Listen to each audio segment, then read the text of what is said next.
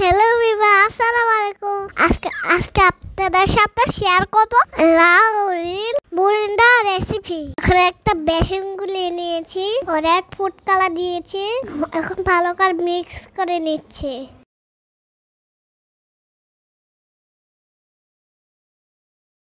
Blue food colour দিয়েছি, এখন ভালো করে মিক্স করে নিচ্ছে।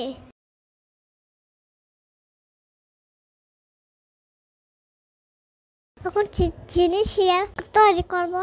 1 কাপ চিনি দিয়েছি, 1.5 কাপ পানি দিয়েছি। বলক আসলে 1 চামচ লেবু রস দিয়েছি, ভালো করে ফুটিয়ে নেব।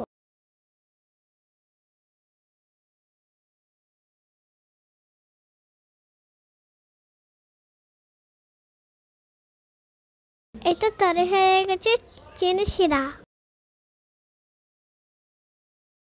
এখন আমরা বুরিন্দাগুলো ভেজে দিব। দেখেন কি সুন্দর লাগছে।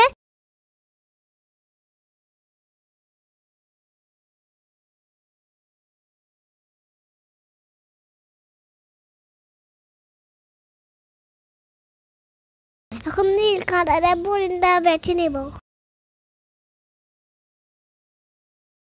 এখন হলুদ কালারের বুরিন্দা বেছে নেব। এটা সবগুলো ভাজা হয়ে গেছে।